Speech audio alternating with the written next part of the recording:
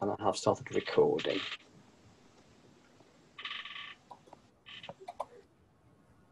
Okay, I've just got a couple more arriving.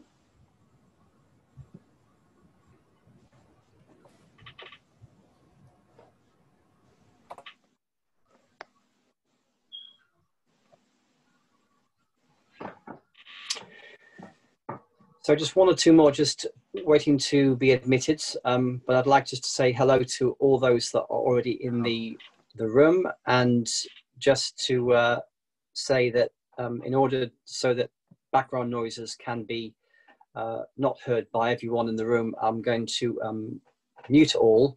And obviously, yeah, if I do want to speak to me, obviously you can unmute yourself sort of thing, but initially I will mute all. But I would say that hopefully if you've used Zoom before, you know that there is a chat facility. We're very keen for people, while I'm talking initially, for you to use the chat facility.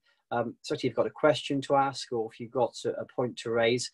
I would say, though, at the beginning of the meeting that as the chat room is obviously public, if you've got a specific question to raise about your daughter or your son, obviously don't do it through this channel. We'll obviously tell you at the end how you can contact us by email and telephone and that sort of thing. We'll do that at a future time.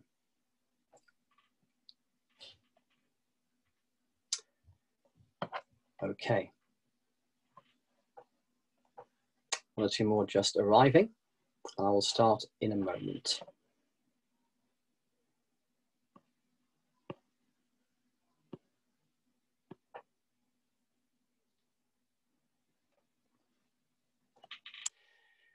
Okay, I think everyone is in. Let me just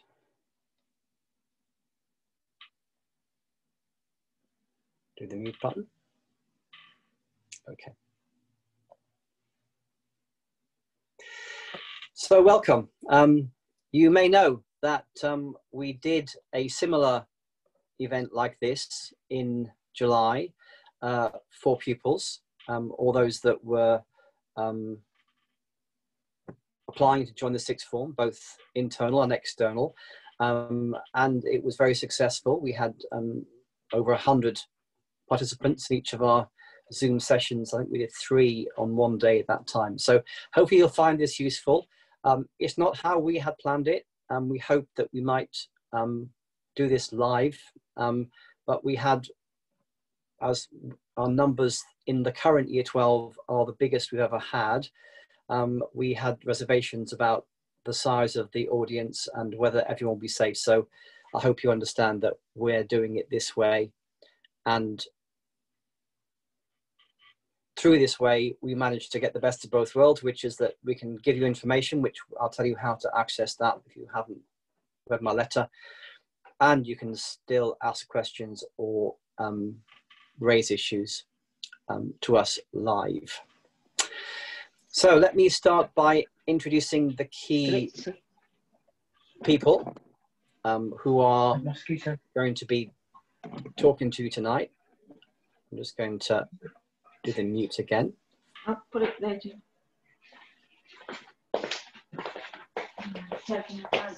Bear with me. Okay, so I hope all of you should be parents with pupils who are in the school in Year 11. So I hope, even if I haven't taught your daughters, you might have seen me around. I'm Barry Hayton. I'm the head of sixth form and have been for some time. Also tonight we have got Nadine Thompson, who's going to meet herself and just introduce herself and tell you a bit about her role. Okay, hello. So I'm Miss Thompson, and I'm Mr. Hayton's assistant. I'm assistant head of sixth form, and my role is to oversee the academic progress of your daughters. So I track their progress by contacting and keeping in contact with heads of department and teachers, but also at the various PTs, at the progress reports that we have, and I will be able to see how they're doing. So I'm first port of call if they've got any worries to do with that, but we work as a team.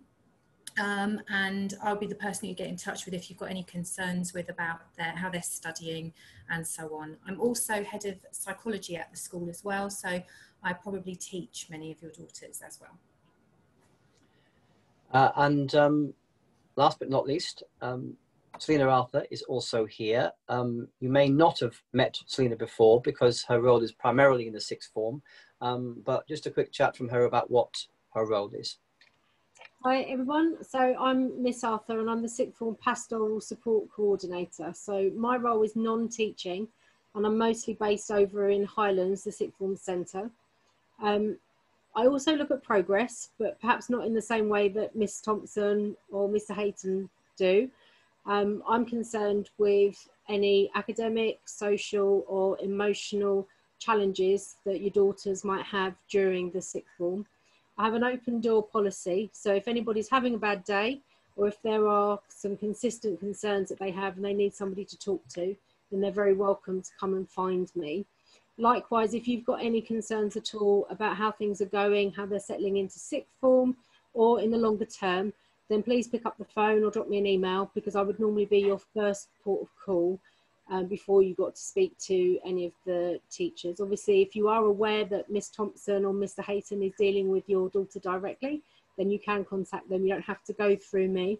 But as Miss Thompson said, we will work as a team to support the students. One thing I did want to say at the start is that we do have a 16 to 19 bursary fund, which is a government fund that exists to ensure that there are no barriers to education. So if you feel that you are a low-income family and you would like to inquire as to whether or not you can get some additional support for your child, then please do let me know and I'll be more than happy to help. Thank you. So I'm going to talk for a short period of time at the beginning, just to cover some of the issues at the beginning of term, a bit about the how we have tried to settle pupils into the school again after such a long break, and some chat about the way in which we're going to measure progress and check progress in the weeks and months to come, a few dates for you to remember as well. But as I've said in my letter, this evening would have been much longer and would have had more participants, but we've asked those participants to record their contributions and they're online. I'll tell you how to access those a bit later on. So the first thing that you obviously know about is that we had year 12 in and year 7 only on Thursday. We hoped that the fact that we could just focus on pupils new to the sixth form and new to year 7, we were able to give them our focus and induct them into the school effectively and efficiently.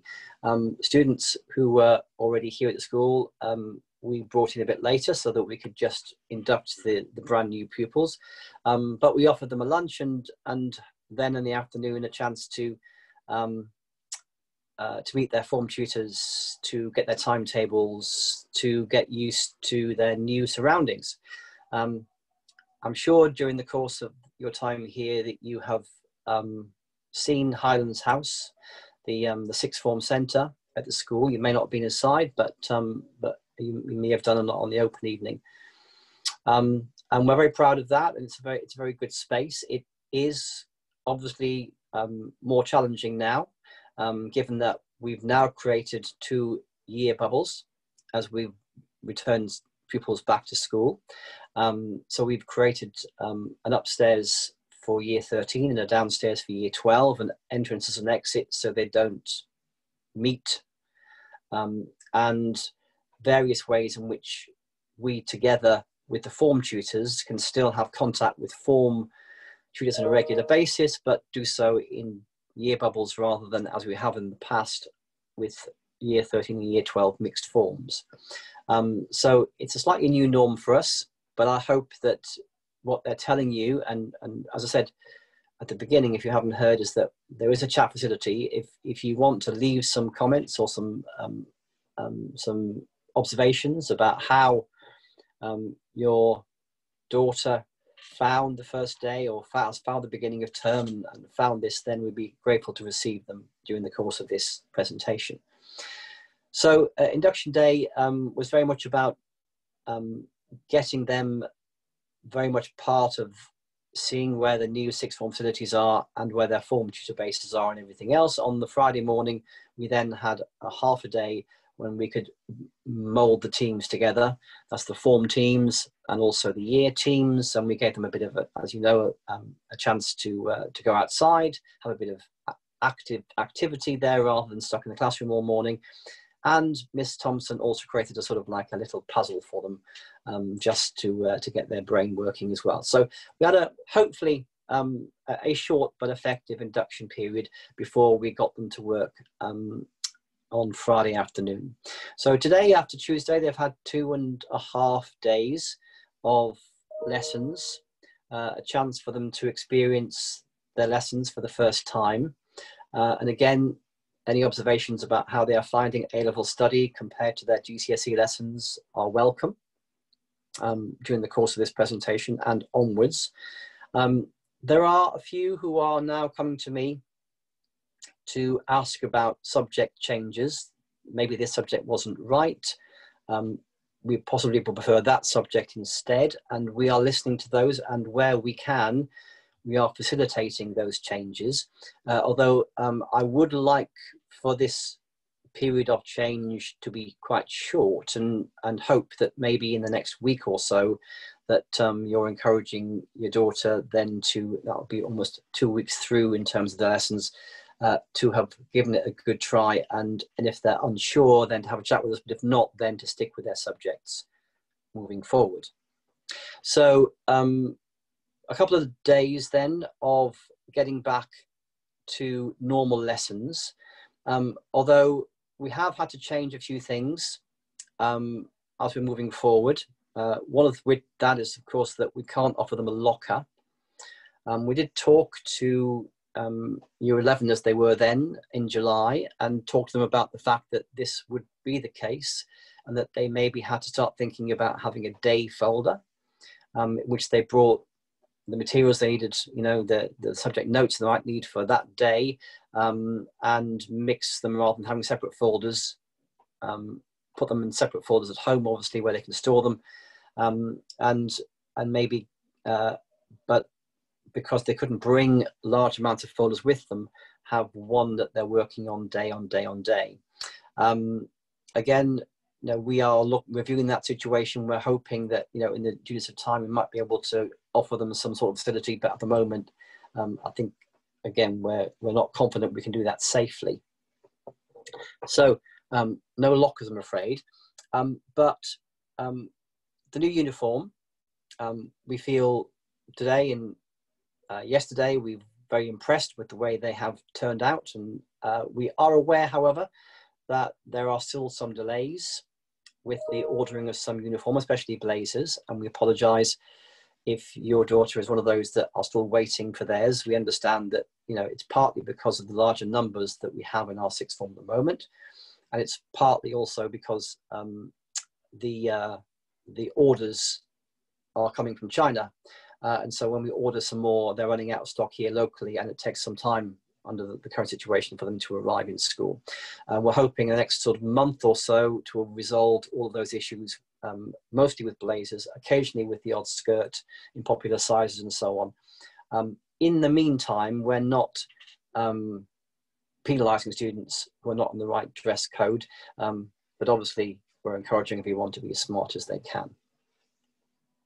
A few words. I hope that one or two of you may have had time to go online to have a look to see that the talk that Dr. Heyman would have given tonight is recorded and is there for you to watch at your leisure. He'll talk about a number of different things, including how to support your daughter to prepare for the changes in A-level study, and also a number of things about how the school is adapting to the changes. He will, so the list on there, but I just want to for those that haven't seen it, to remind you that we have created marquees which are around the school now, one marquee for each year group. And so near Highlands there is a year 12 marquee and a year 13 marquee to provide extra space. Around the school, obviously, we've got a one-way system to try and keep different year groups apart. And we've also staggered the times of the lessons to a degree, the changeover of lessons degree, where year groups are moving at slightly different times. One other change that we've made, which you need to be aware of, is that because of the large numbers at times that might be free at the same time, we have agreed that Year 12 can leave the site earlier than 3:30 if they don't have a lesson that afternoon. All right, so just to make you aware. So if they have no lessons at all in the afternoon, period 4 or 5, then they can leave the site at 1:20. And if they have no lesson period 5, they can leave the site at 2:25. They should be going off site to study, and they should be therefore coming home maybe and starting work at home where it's perhaps more comfortable perhaps. Or if they wish to, they may go to a library, whatever it is, sort of thing, especially if it's slightly crowded in the study areas here at school. But obviously, if you have a concern about that, do let us know in due course. I should just say that the policy we have with face masks is that they are optional to be worn by students and staff, both in lessons and around the building, although we are saying that pupils who are leaving the site at the end of the day and then joining the general public for waiting for buses and trains and this sort of thing, that they should be wearing a face mask. They're required to wear a face mask as they leave the school site in the afternoon. Again, any questions or issues that you have about those sorts of things, please do let me know. So, as I said, you will find Dr. Heyman's talk on the school website under the sixth form section. There's a underneath that sixth form, there's a tab which is called Year 12 Induction. You'll find that there. You'll also find tomorrow, it's going live tomorrow, a handbook that we write for parents whose children are new to the sixth form, whether they have been at the school before or whether they are just joining us for the first time. So the information you are familiar with, of course, because your child's been in the school for some time, but some of the information is specific to sixth form, so I would encourage you, please, just to have a look at that when it goes live tomorrow. There are a number of pages about information about how certain things we expect from both pupils and parents. One of those is the fact that we still want you to write letters if they're going to be away. So the usual process that you had in year 11, which is that if the child is going to be away, to ring the school to let us know, and then when they return to bring with them a letter from you to explain their absence and the reasons for it and so on. That's still the case, even though they're now in the sixth form and consider themselves to be adults. That if you wish to, then we can stop that when they're 18 years of age, but normally that continues until they leave us at the end of the sixth form. I do want to briefly mention again, I know this is also something which you are familiar with, but I want you to mention the idea of exam access arrangements. This is something which is important because if you are wishing for certain arrangements to be in place for the examinations, they must be their normal way of working through the school year. So in theory, if access arrangements are required, then they have to be something which staff and pupils are aware of. For example, the use of a laptop must be done in lessons as well as in exams. If they're having extra time in exams in the summer, they should have extra times in their school tests and class tests during the time that they're in school as well. So those sorts of things. Now, it's important to know that if you had arrangements already for year 11, although there were no exams, but if you had those in existence in year 11, they may be able to continue, but we do need you to update any medical evidence that you had given to Mrs. Dell to confirm their need by the end of this month. So that's important. So if any of your daughters had conditions which meant that they usually got access arrangements, then please can you make sure you get in contact with Mrs. Dell to ensure that you still get those moving forward. I also want to although we've been talking a lot about new systems and this sort of stuff, reassure you that we're trying to do as much as we can to keep many of the school traditions and activities going. So we are planning to have a charity week of sorts next month.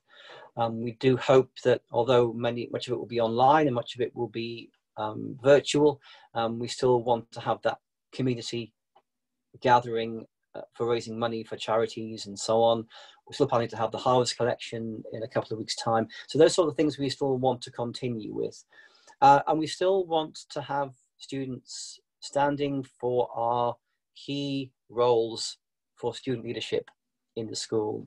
So later this week, we are going to ask pupils if they want to be our new head girl or be part of the senior team moving forward. Prefects will elect later, but if you know that your daughter has ambitions to be head girl, then this week we are going to start the search, and I'll be leading an assembly later in the week to tell them how to do that and move that forward as well.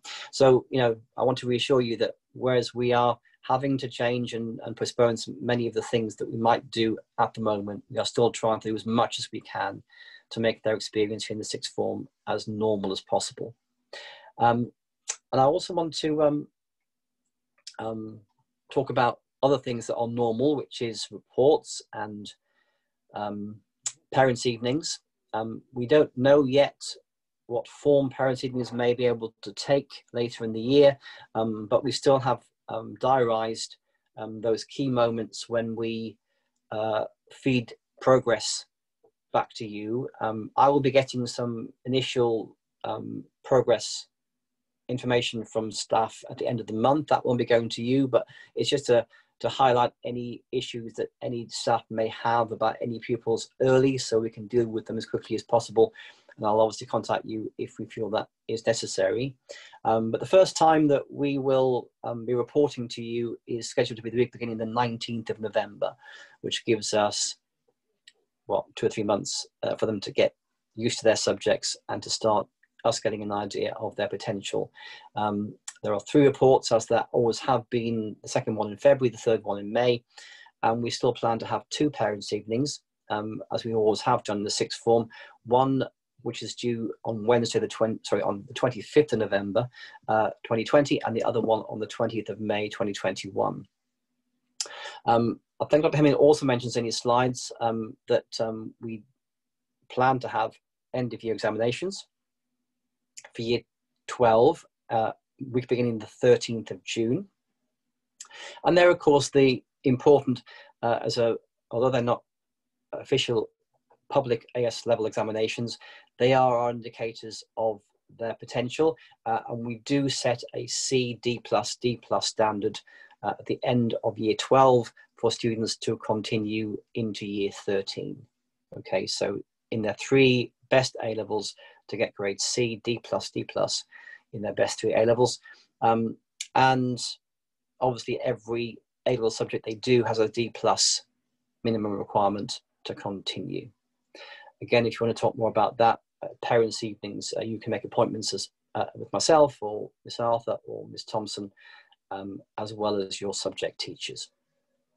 Well, I'm going to pause there for a moment. Miss Arthur, what's the chat looking like?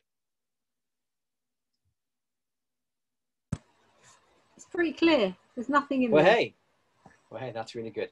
Okay, so this is a minute or two then for you to, if you've got any questions about anything that I've said or anything that I haven't said that you would like me to raise. There was one question that came in ahead of time, which was about textbooks.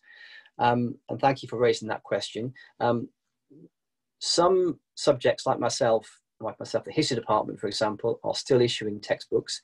For us, that is the easiest way to ensure that students and staff get the information that they need and be able to work at home and so on. Some departments feel the safest way is to put information on Google Classroom or online and so on. And so we've really left that up to the individual departments to decide that.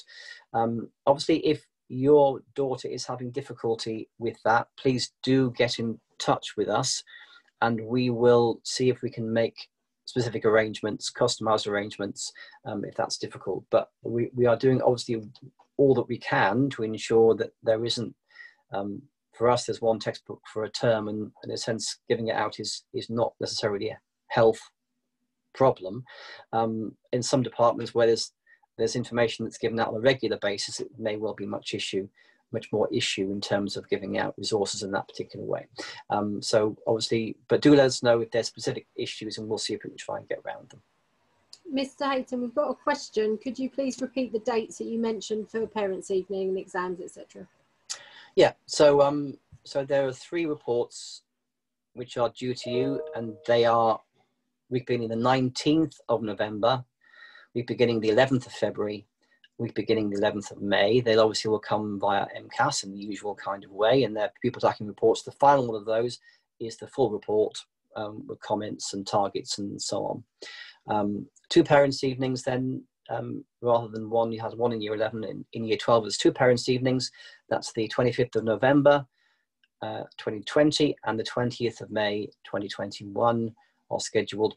At the moment, as I said, the November parents' evening, we will have contact. If it can be face-to-face in the usual way, then we will try to do so, but at the moment it looks like the normal sort of parents' evening is not going to be very easy.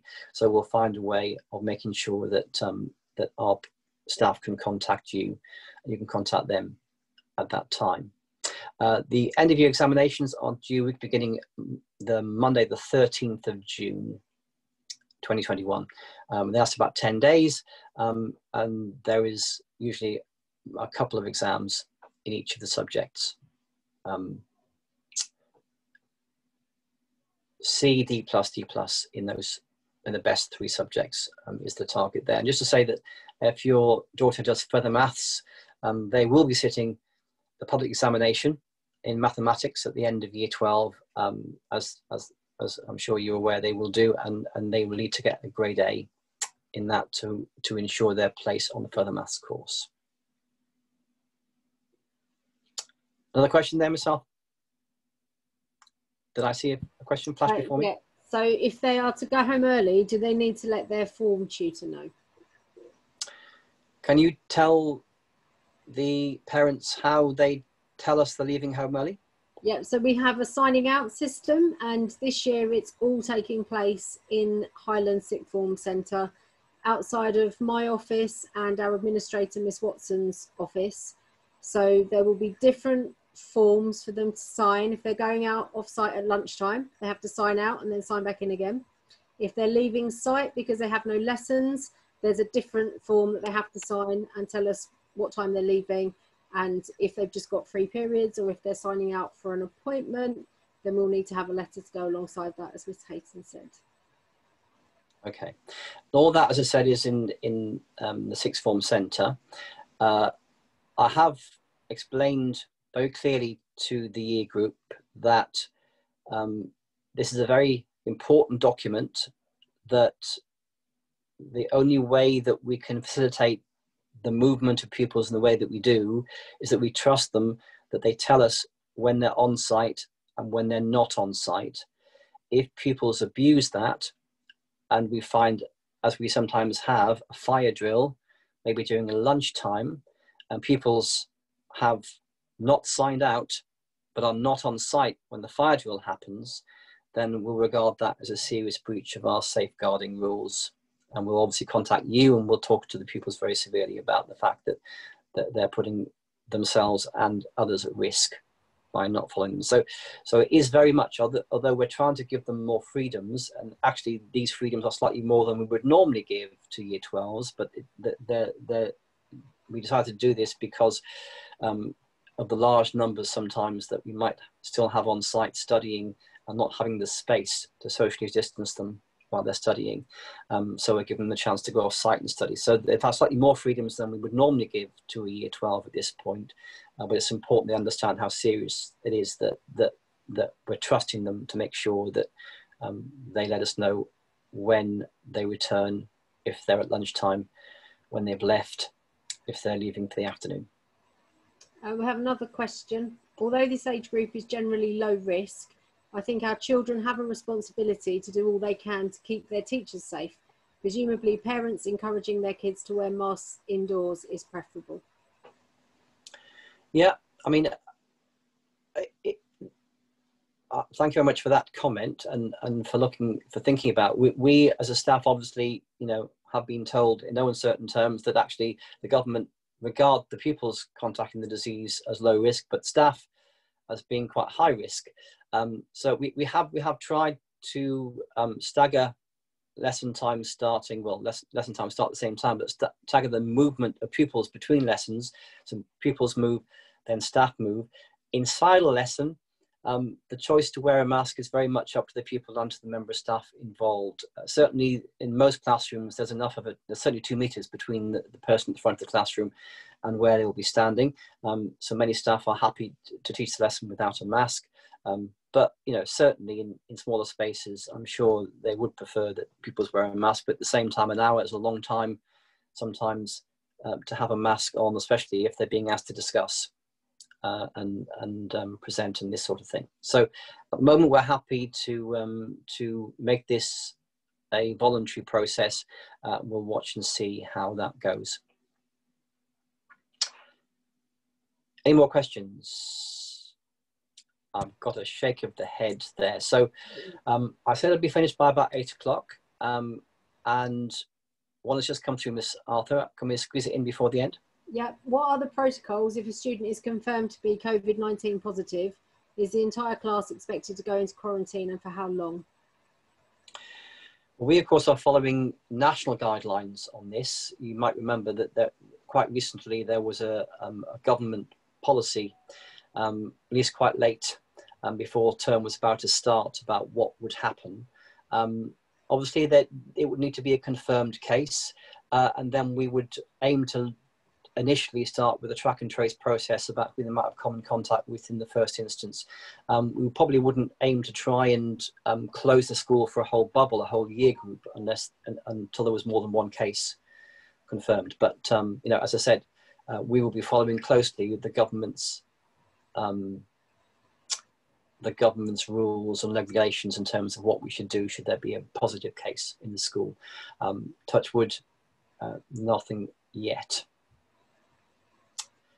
Just another question. What is the process / timeline for careers and university advice? Maybe covered in the head teacher's presentation or the handbook.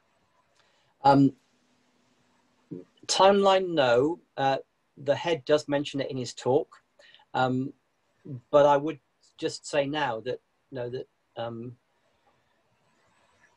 we have found the most effective way of preparing pupils for university and not making it, if you like, interfere with their academic studies, is that we will usually about March time start talking about what we can do to support them. That's the time when universities sometimes have spring open days and these sorts of things, but that would be very much light touch. At that point, however, students can access, we do have a connections advisor in school who is here throughout the year, and we pay for our services throughout the year. So they can get a connections interview if they feel they would like so at that particular point or whenever. And we can give more individual advice at that early point in the year in the spring term. But then in summer term, we then, if you like, step up our advice and guidance, and we give them very specific advice about applying to university, about apprenticeships, about applying to employment, and so on.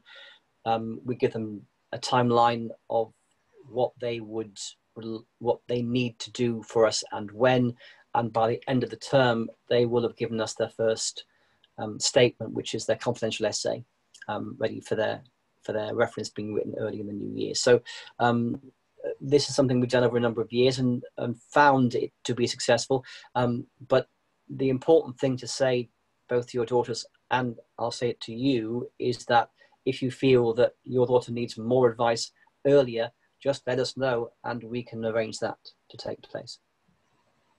Another COVID-related question, Mr. Hayton. If children have had contact with someone in the community who has COVID-19, how should they be notified to the school?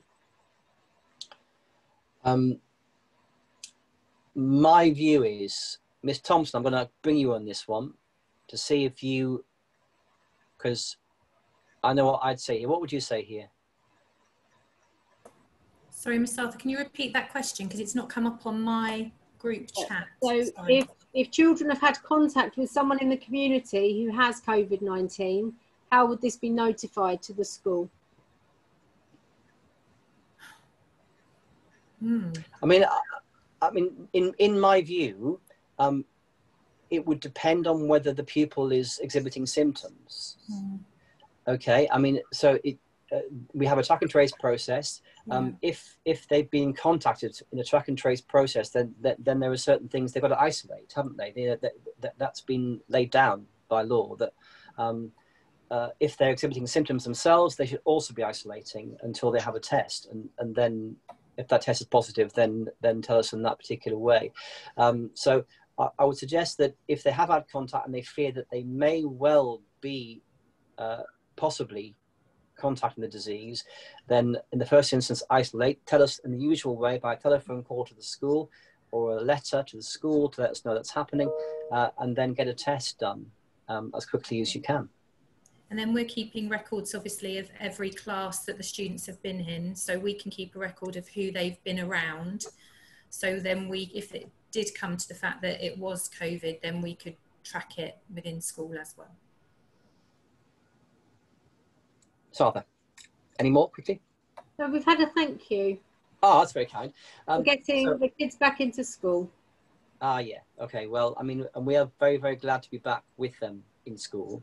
So what I want to do is just to finish by saying that apart from the handbook and the Heads Talk, we're expecting there also to be a brief presentation from our assessment and recording assistant teacher, Mr. Denton, about key, well, the ways in which we report here. But I'd imagine that you as old hands, as it were, will know a lot of what he's going to say there. It's mainly for the pupils who are new to the school.